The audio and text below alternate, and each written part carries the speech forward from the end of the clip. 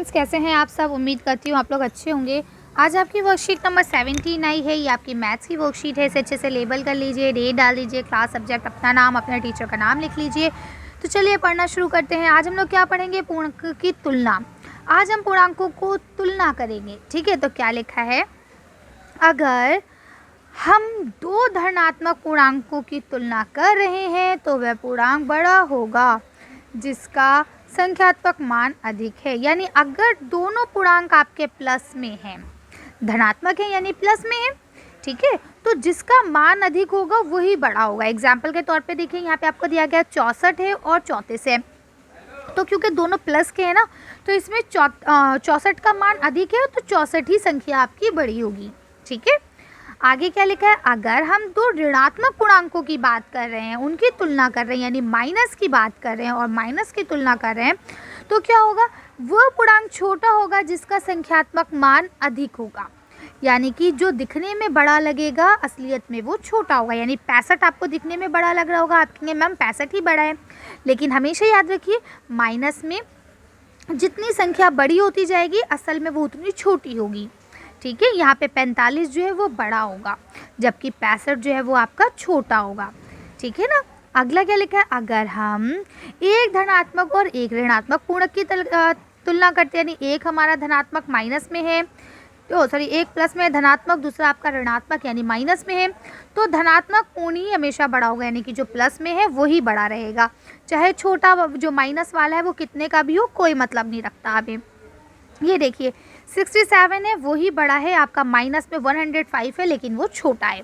Clear है। अब यहाँ लिखा है 0 सभी ऋणात्मक पूर्णांकों से बड़ा होता है, यानी जो भी माइनस की डिजिट होगी 0 उन सबसे बड़ा होगा, लेकिन अगर धनात्मक डिजिट होगी तो 0 उन सबसे छोटा होगा। तो ये सब चीज़ें देखिए हम नंबर लाइन पे सीख चुके हैं। अगर आपको याद नहीं है तो मैं एक बार आपको दोहरावा देती हूँ कि हमें पता है नंबर लाइन में सेंटर 0 पे होता है, इधर की सारी डिजिट्स प्लस की होती हैं और इधर की सारी डिजिट्स माइनस की होती हैं। पढ़ा था हमने, और हमने ये भी पढ़ा था कि नंबर इस दिशा में बढ़ते हैं, सबसे छोटा उससे बड़ा, उससे बड़ा, उससे बड़ा, उससे बड़ा, उससे बड़ा, उससे बड़ा, और यहाँ सबसे बड़ा।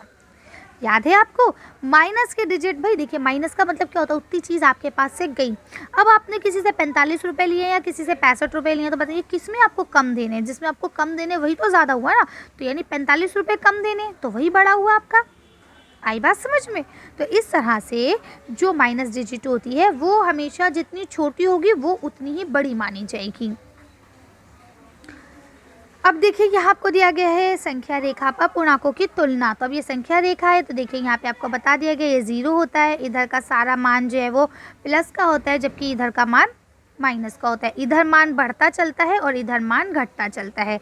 तो वही चीज़ है, इधर जैसे जैसे आप बढ़ेंगे बढ़ते जाएंगे, इधर जैसे जैसे चलेंगे आप घटते जाएंगे। -1 बड़ा है, -2 उससे छोटा है, -3 उससे छोटा है, -4 उससे छोटा है, -5 सबसे छोटा है। समझ रहे हैं? क्या लिखा है? संख्या रेखा के दाईं ओर जाने पर पूर्णांकों का मान बढ़ता जाता है, सीधे हाथ की तरफ चलेंगे पूर्णांकों का मान बढ़ता रहेगा, लेकिन वहीं अगर हम बाईं ओर जाते हैं तो पूर्णांकों की मान घटता जाता है। तो अगर हम इस तरफ चलते हैं तो हमारे पूर्णांकों का मान जो है वो घटता रहेगा। ये देखिए यहाँ लिखा है, इसीलिए पूर्णांकों को निम्न रूप में लिखा जाता है: -5, -4, -3, -2, -1, 0, 1, 2, 3, 4, 5, 6, 7, 8, 9, 10। ठीक है, तो इसीलिए देखिए यहाँ पे आपको बता दिया गया है कि -3 जो है वो -2 से छोटा है, -2 जो है वो -1 से छोटा है, -1 जो है वो 0 से छोटा है, 0 1 से छोटा है, 1 2 से छोटा है, 2 3 से छोटा है। आई समझ में बात? अब देखिए याद रखने योग्य बिंदु जो है वो क्या है? सभी धनात्मक पूर्णांक सभी ऋणात्मक पूर्णांकों से बड़े होते हैं, यानी जितने भी माइनस के इंटीजर्स है, माइनस के पूर्णांक है, वो सब आपके धनात्मक पूर्णांक से क्या होते हैं?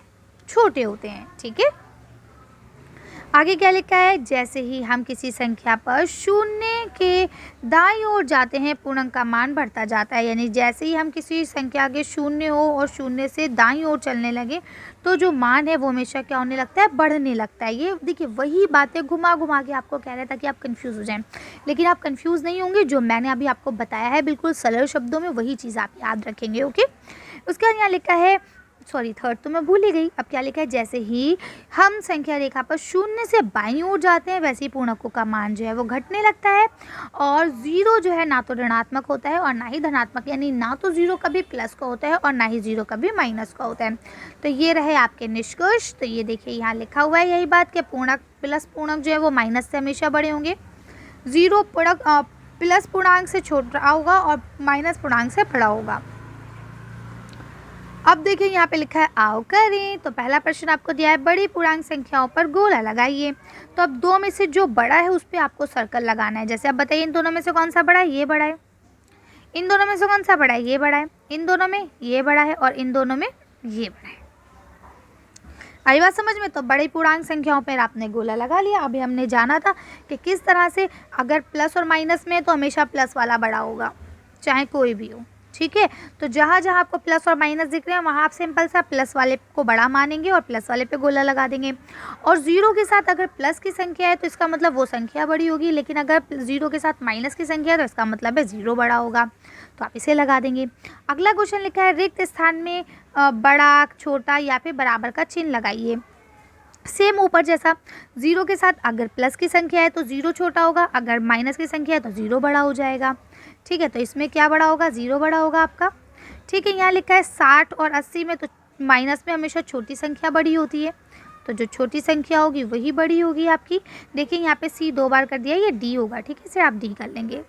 अब यहाँ देखिए यहाँ पे हमेशा याद रखिए प्लस की संख्या हमेशा बड़ी होगी, प्लस की संख्या जो बड़ी है वो ही बड़ी रहेगी, ठीक है। ये देखिए, ठीक, कर सकते हैं आप आसानी से इसे, कोई परेशानी नहीं होगी इसमें। चलिए आगे देखते हैं। यहाँ थर्ड क्वेश्चन लिखा है निम्नलिखित पूर्णांकों को बढ़ते क्रम में लिखिए। अब ये आपको इसे बढ़ते क्रम में लिखना है, आरोही क्रम में लिखना है, ठीक है। तो चलिए इसका आंसर मैं आप लोगों को लिख के दिखा देती हूँ, नहीं तो आप लोग कंफ्यूज हो जाएंगे, मैम समझ में नहीं आ रहा है ना। तो चलिए इसका आंसर देखते हैं लिख के हम लोग।